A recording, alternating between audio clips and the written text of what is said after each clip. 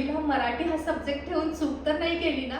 नमस्कार मंडळी, कशा आहात तुम्ही सर्व? मागच्या व्हिडिओमध्ये पूर्वाचं तुम्ही खूप कौतुक केलं, तिला मनापासून प्रेम दिलं, कॉंग्रॅच्युलेट केलं, खूप आशीर्वाद दिले. खरंच त्यासाठी मनापासून धन्यवाद. पूर्वाबरोबर आमचं सुद्धा तुम्ही कौतुक केलं, त्यासाठी थँक्यू सो मच. थँक्यू हा खूप छोटा वर्ड आहे. तुम्ही वेळात वेळ काढून कमेंट्स केलेल्या आहात, त्यामुळे म्हटलं की आज पर्सनली तुम्हा सर्वांचे मनापासून आभार मानावेत. मागच्या व्हिडिओमध्ये बऱ्याच लोकांनी विचारलं होतं की पूर्वाचा बोर्ड कोणता होता, तर तिचा CBSE बोर्ड होता. आजचा हा व्हिडिओ म्हणाल तर पूर्वाच्या मराठीविषयी, म्हणजे मराठी सब्जेक्ट तिने घेतला होता, तिला किती मार्क्स मिळाले 10th ला आणि तिची जर्नी कशी होती मराठीची, अभ्यास तिनं कसा केला, तिचं टाइम टेबल किंवा शेड्यूल कसं होतं, कारण सगळ्या विषयापेक्षा ना तिला मराठीचा जास्त अभ्यास करावा लागला होता. मराठीचा अभ्यास करताना आलेले प्रॉब्लेम्स आणि त्यानंतर तिनं ही सगळी जर्नी 10वीची कशी कंप्लीट केली आणि मराठीचा पेपर कसा देऊन तिला किती मार्क्स मिळालेले आहेत ना, त्याच्यावर आजचा हा व्हिडिओ आहे. खरं सांगू का, ही जर्नी तिच्यासाठी सोपी नव्हती. 10वीला तिला ना 5 लँग्वेजपैकी ना 1 लँग्वेज चूज करायची होती. तिला ऑप्शन्स म्हणाल तर फ्रेंच होतं, जर्मन होतं, हिंदी, मराठी आणि संस्कृत. त्यापैकी एक तिला जी जमल आणि झेपल ती आम्हाला घ्यायची होती. ऑफकोर्स आपली मदर टंग मराठी आहे म्हणून आम्ही मराठी ठरवलं होतं. त्यामुळे आम्ही फ्रेंच, जर्मन किंवा हिंदी, संस्कृत घेतला नाही. संस्कृत सुद्धा ऑप्शन चांगलं होतं, पण पुन्हा तोच प्रश्न होता की तिला काही अभ्यासामध्ये प्रॉब्लेम आला तर आम्ही तिला हेल्प करू शकणार नव्हतो त्या बाबतीत, कारण संस्कृत आम्हालाही येत नाही. पण माझी खूप इच्छा आहे की मुलांना संस्कृत सुद्धा यावं म्हणून. पण पहिली गोष्ट ही बोर्ड होता.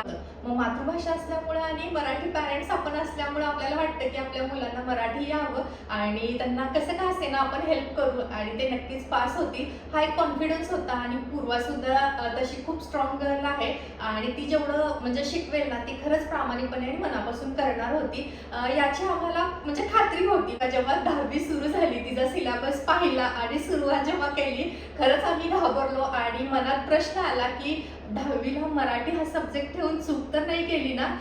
थोडी घाबरल्यामुळे अशा प्रश्न आई वडिलांना पडतात नाही का? असं वाटलं की बापरे, पूर्वाला सगळ्या विषयात छान मार्क पडतील आणि मराठीला फेल झालं तर कसं, नाही का? यामुळे सुद्धा मी घाबरून गेले होते. ती गोष्ट म्हणजे अशी की मॅथ आणि सायन्सला पूर्वाला क्लासला लावलं होतं एका ठिकाणी आणि मराठीचा क्लास एका ठिकाणी होता. शाळेतून आल्यानंतर ती मराठी क्लासला जायची आणि त्यानंतर मॅथ आणि सायन्सला. तिचा पूर्ण वेळ याच्यामध्ये जात होता आणि अभ्यासाला तिला प्रॉपर वेळ मिळत नव्हता. जून, जुलै, ऑगस्ट पावसाळ्याचे दिवस असतात नाही का, आणि तिचं असं अपडाऊन करून ना थोडीशी तब्येत मुलांची पावसाळ्यात खराब होते. आपणच आजारी पडत असतात आणि मुलांच्या तर इतक्या ऍक्टिव्हिटी असतात नाही का.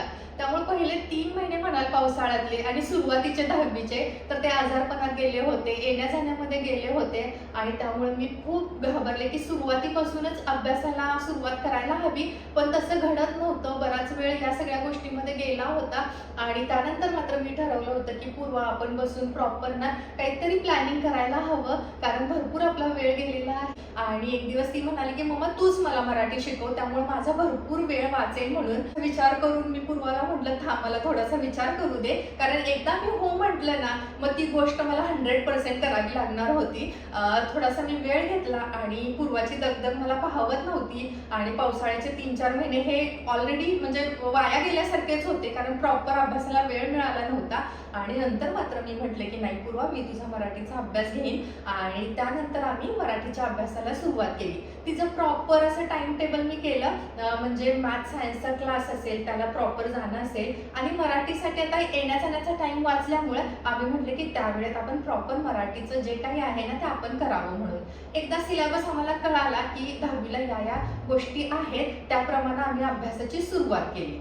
मराठीचा अभ्यास घेणं म्हणजे बापरे, हे माझ्यासाठी सोपं नव्हतं. तिच्यासाठी तर सोपं नव्हतंच, मी हे ॲग्री करते, पण माझ्यासाठी सुद्धा अवघड होऊन बसलं होतं. मराठी फारसं तिला येत नसल्यामुळे भरपूर आम्हाला मराठीला वेळ द्यावा लागला. पण त्यामध्ये काय झालं की इतर विषयांना ना अभ्यासासाठी थोडासा कमी वेळ मिळायला लागला. त्यानंतर पुन्हा एकदा मी वेळापत्रक तिचं प्रॉपर टाइम टेबल केलं आणि असं ठरवलं की वीकडेजमध्ये तू इतर विषयांचा अभ्यास कर आणि तुझं ट्युशन मॅथ आणि सायन्स आहे ते कर आणि फ्रायडे, सॅटर्डे, संडे आपण मराठीचा अभ्यास करू. मराठीचे जे धडे होते, स्थूल वाचन होतं, ग्रामर होतं, ते सगळे एका पेपरवर लिहून काढलं. किती धडे आहेत बाबा, किती कविता आहेत, स्थूल वाचन आहे, ग्रामरमध्ये काय काय येतंय, असा पूर्ण मोठा मी एक चार्ट केला होता आणि टप्प्याटप्प्यात त्या सगळ्या गोष्टी मी केल्या. सिलेबस जसा जसा शाळेत होत गेला ना त्याच त्याच पद्धतीनं मी सुद्धा तिची तयारी पूर्ण घरामध्ये करत होते.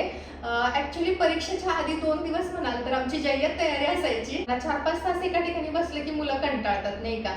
पण तिची जिद्द खूप होती की नाही मला हे करायचंच आहे आणि त्यातल्या त्यात मला चांगले मार्क याच्यामध्ये पाडायचे आहेत. आणि मला आज खरंच खूप आनंद होतोय तुम्हा सर्वांना सांगायला. मराठी अवघड असताना सुद्धा तिने हार्डवर्क करून खूप जिद्दीनं मराठीची पूर्ण बोर्ड एक्झामची तयारी केली आणि त्याच्यामध्ये तिला मार्क पडलेले आहेत 92. येस, 100 पैकी 92. खरंच खूप मोठी गोष्ट आहे तिच्यासाठी, आमच्यासाठी. म्हणजे आम्ही इमॅजिनच केलं नव्हतं की पूर्वाला अबोव 90 मार्क मिळतील आणि तिनं ते अचीव्ह करून दाखवलेलं आहे. आई असल्यामुळं आणि त्यातल्या त्यात मी ही जबाबदारी घेतली होती. पहिलाच तिला सांगितलं होतं मराठीला कितीही मार्क मिळू दे, तू पास झालीस फेल झालीस ही माझी जबाबदारी आहे.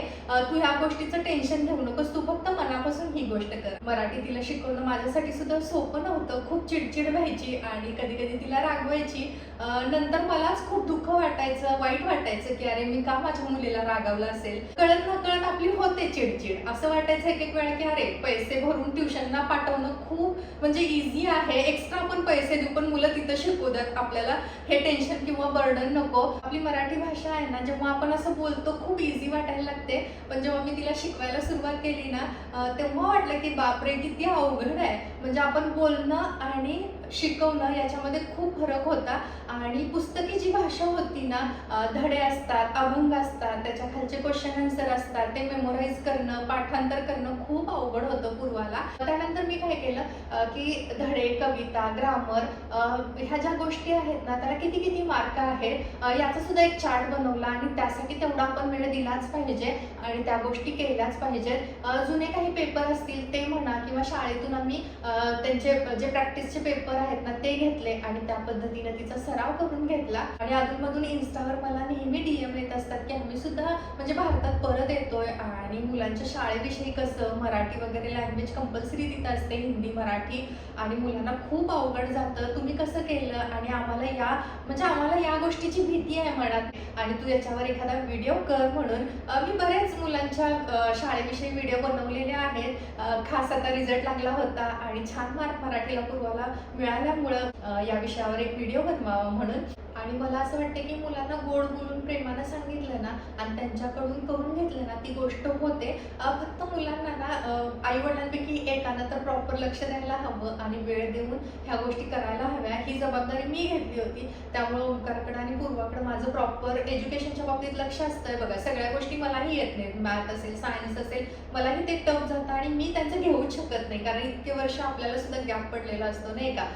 फक्त त्यांच्याकडे लक्ष द्यायला हवं की शाळेमध्ये ट्युशनमध्ये काय सुरू आहे आणि ते व्यवस्थित अभ्यास वगैरे करतात का. एवढं जरी केलं तरी मला वाटतं की मुलं आपल्या वेळेनं ना ते व्यवस्थित करतात. मला खरंच खूप आत्ता प्राऊड फील होतंय आणि तिला मराठीला 92 मार्क पडलेले आहेत 100 पैकी. खरं सांगू एखादी गोष्ट आपल्यासाठी अवघड असते ना ही इझी नसते आवडणं आणि तिला ही गोष्ट इतकी अवघड होती आणि शेवटी तिला ती आवडायला लागली ना याचं आम्हाला खूप कौतुक वाटायला लागलं. आणि तिनं पण सांगितलं की सुट्टीमध्ये ना मराठीची मी काही पुस्तकं सुद्धा वाचेन म्हणून. वर्षभर मनात कुठंतरी भीती होती आणि बोर्ड एक्झाम म्हटल्यानंतर थोडंसं दडपणही आलं होतं रिझल्ट पाहिला आणि खरंच डोळ्यातून अश्रू वाहू लागले. वर्षभर पूर्वाने केलेली धडपड दिसत होती आणि सुरुवातीला मी म्हणाले होते की भीतीपोटी मी म्हणाले आहे मराठी विषय घेऊन चूक केली की काय. तर खरंच सांगू का मराठी घेऊन आम्ही अगदी उत्तम आणि चांगली गोष्ट केलेली आहे. आपल्या मुलांना मराठी यावं आणि त्यांनी त्यामध्ये शिक्षण घ्यावं. सुट्टीमध्ये मराठीची काही छान छान पुस्तकं वाचावी असं प्रत्येक आईवडिलांचं स्वप्न असतं. मनातली भीती चेहऱ्यावर न आणता वर्षभर पूर्वाबरोबर हसत खेळत मराठीचा अभ्यास घेतला आणि आता खरंच खूप प्राऊड फील होत आहे.